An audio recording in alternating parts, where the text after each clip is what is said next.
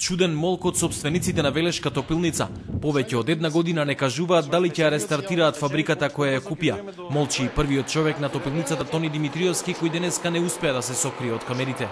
Господине Димитриевски, да ни кажете што ќе правите со топилница? Немаме коментар. Што жители чекаат да дадете одговор? Имате право да знаат. Ќе добиат коментар. Кога? После колку години? Велешката јавност не знае дали им се подготвува нов еколошки холокауст.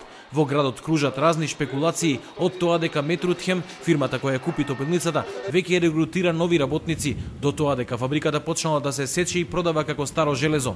Пред неколку месеци за директор на Метрутхем е поставен Тони Димитриевски, кој важи за близок на Никола Груевски. За неколку години овој човек беше на неколку значајни позиции. Прв човек на Скопската управа за јавни приходи, директор на Прилепскиот тутунски комбинат. Од друга страна, власта нема јасен став околу можното рестартирање на топилницата. Од Министерството за екологија тврдеа дека фабриката нема да проработи без потребните еколошки дозволи. Велешани пак се децидни, не ја сакаат топилницата под никакви услови. И додека граѓаните чекаат одговори, представници на Метрутхем носат потврди во општината дека го платиле данокот за имотот кој го купиле. Во меѓувреме, невладините организации и одборот за спас од топилницата ја повикаа државата да не дозволи да проработат печките на фабриката која 3 децении го загадуваше градот.